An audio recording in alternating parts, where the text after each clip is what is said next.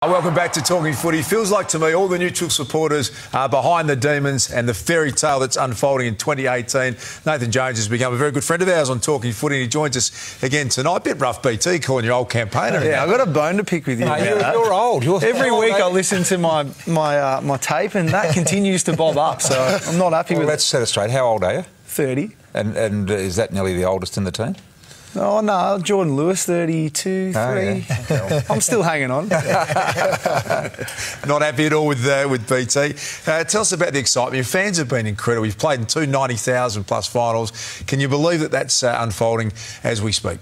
Oh, they've been amazing. It's sort of hard to, I guess, summate what it's all been about, really. But I think, as you said, two 90,000-plus crowds. It's sort of something I dreamed of maybe 4 or 5 years ago, to see it rolling with this sort of momentum. But good on them, really. They deserve it. They deserve all the success after such a bleak period in the club's history, and it's amazing to see them, right in behind us. Jones, you've made it not just in football but in life when you've had a mural of yourself in Hosier Lane. That's unbelievable. Ben Simmons, all the big stars. Did you go down and check it out? No, I didn't actually. I haven't been down. Yeah, look, it's amazing. It was obviously quite humbling, but. Yeah, it's something I'll probably look back on and be pretty proud. Street artist Johnny D. I hit him up on Instagram and said thanks for that. And, yeah, look, he's done a terrific job there. So. Duck's upset they haven't made one of you yet. No, I tell you must have practiced that pose a couple of times. Absolutely perfect. Hey, the two things I've noticed is the enjoyment factor that you're letting come through. You're not trying to contain that and suffocate it. And the modesty in which the whole group has gone about winning and being moderately successful so far this year. Yeah, I think that's sort of been on the build. We've been working through those challenges. I think with a young group, it's you've got to be conscious of those potential flags, but we've got a group of players that are confident and believe in what we're trying to do, and we've got we speak a lot about higher purpose, and obviously we're there to win games of footy, win finals, hopefully win premierships, but we want to bring joy and happiness and excitement to our family, our friends, supporters, and I guess create reason for people to come and watch us play and enjoy being a part of it. Have you taken a little bit of that from Richmond, given they've been quite outspoken in how happy and sort of play little gags before games, and all the other teams seem to be doing it as well. It's a great trend in the game, don't you? I think I love it's fantastic because not all that long ago you had to be walking around and you see here Hawthorn cracking a joke before the game, and it wasn't all that long ago, as I said, that you had to, if you didn't have a steely face and look like you were really serious, it was sort of frowned upon. Yeah, I think my experiences early days was pretty similar to that, but I reckon the shift has been in probably the last 4 or 5 years, and that's definitely Goody's taken that to a whole new level. Just how you sort of shape your culture. Obviously, you build standards and behaviours that are non-negotiable, but at the same time, you want to build an environment that's enjoyable and fun, and people can thrive and be the people they want to be and are to get the best out of them. And I think that's what we're seeing. Clubs are really adopting that and putting more resources into that to build the right sort of environment to help players grow and obviously flourish. Well, it's fun winning finals. Yeah, it is, mate. Hey, the number one scorers in the competition. You're also defending really well, but you seem to have this great ability to create chaos, to want the game almost to be chaos with a bomb down the middle like this from Frosty, or whether it's a kick in from the wings that goes inside the corridor and you actually turn it over. You seem to back yourselves to win it back with this chaos-style footy. Yeah, I think, obviously it's no secret that the strength for us is around the footy and around the contest. We've always been pretty strong, particularly even under Roosie before Goody came in. We started to progress in that offensive area. We were always a high-scoring team. I think the biggest adjustment has been our buy-in to defence, and obviously the defence creates, if we defend well, creates more opportunities for us to get the game back into a contest. And once we've sort of embraced those 3 phases of the game, rather than sort of being good at one or good at a couple, but good across all 3, I think we've seen a real spike in our form, and that's a credit to the playing group and obviously the coaches in pushing and driving that, and the improvement's been over probably the last 6-8 weeks. Would have been chaos if Frosty's ball came off the side of the boot. I reckon Goody would have been real happy. I don't know whether you heard me before talk about the pressure that will be on Frost and Oscar McDonald this week. 2 really big jobs for those guys. Yeah, for sure. I think think we're under no illusions going over there. Josh Kennedy didn't play last time we beat them, only a month ago, and Jack Darling got knocked out, I think, early in the game. So, they're huge ins for them, particularly if they play full game time and those kind of things. So those boys will have their work cut out from an individual point of view. But I think if we look at it collectively, the challenge is going to come down to pressure through the midfield, pressure from our forwards to not allow lace-out kicks and allow their guys up the field time and space to make easy decisions and put the ball where they like, which then makes it a lot more difficult for those backs. But it'll be a team defence theory heading into the game, and that's probably one of the big challenges.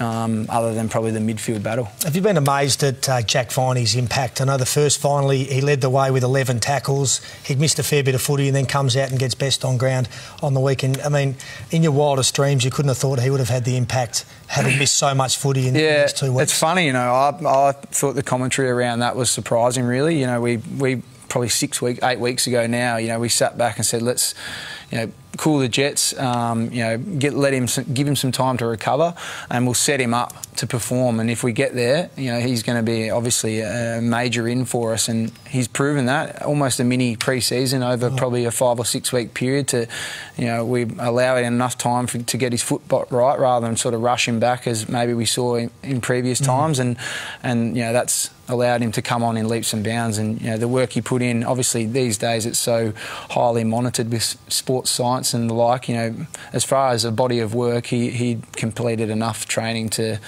come out and perform at the level that he has, and it's no surprise.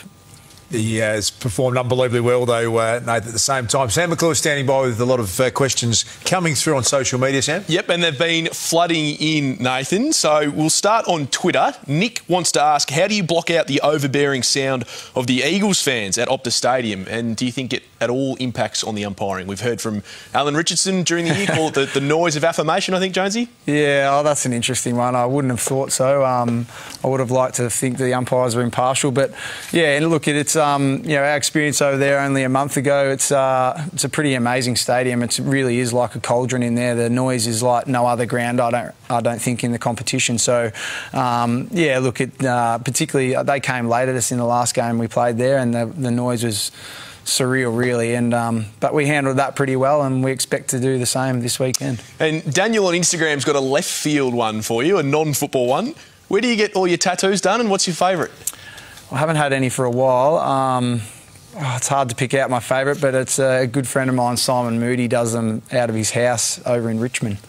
Right. So they're homemaders. Sort of, yeah. Jonesy, BT has been looking forward to this. No, I haven't. Hand the reins over. This is just a little word association, Jonesy. I say the word, you give a one-word answer. Okay. We really can't have any more than that. One word. Chaos. The Demons. 263. Games played. Well done. One of Tim Steins' record. Surfing. Yeah, my favourite pastime. Petrarca. Like a puppy dog. MCG. Our home. Brownlow. Max Gawn. Steins. Legend. Finals tickets. Oh. Buy them. And come. 1964. Our last premiership. 2006. 2006, the year I debuted. Yes, well done. Brayshaw. Gun. Gawn. Gun. Hogan. Star. Jeddah. Underrated star. Next year. Get on board. Paul Roos. The Messiah. Fashion. Me. Over-celebrating. I like it.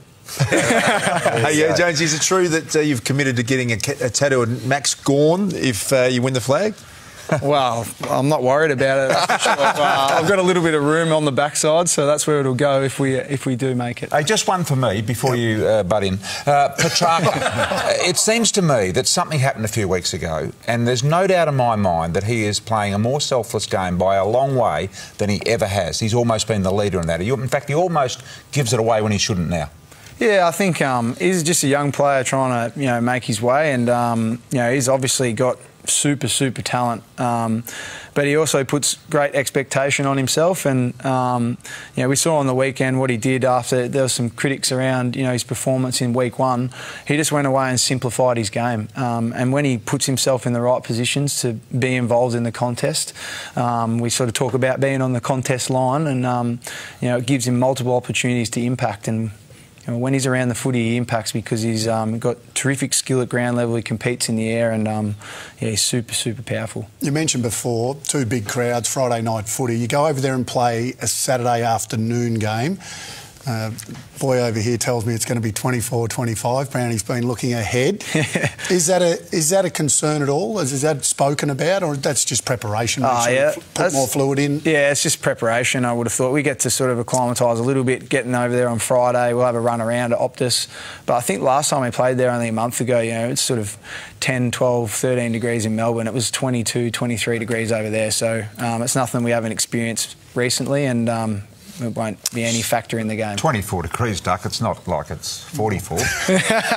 Jones, you started off by giving praise to your fans, and got a great initiative. I know you're behind. Demon fans who can't make it to Perth, get down to Fed Square to watch the game on the big screen. 7 will be crossing live throughout the coverage, and we're working on a TV back into the rooms, beaming the Melbourne fans back into your rooms, Jonesy, so you get a sense of the enormous support you have. Great idea. The 23rd man, Melbourne fans, get to Fed Square if you can't make it to Perth. Good initiative. Oh, amazing, mate. As I said earlier, you know, they've been unbelievable, really. You know, I've said it a couple of times now, but you know, the feeling that we've had over the last couple at the MCG, it's almost been like an interstate game, but at our home ground. You know, we've dominated the crowd, and you know, it's been noticeable amongst the playing group. We absolutely love the support, and they deserve it. And you know, I'm bloody happy for them as much as I am for, you know, the team and the club. Thanks again for your time tonight. Good luck.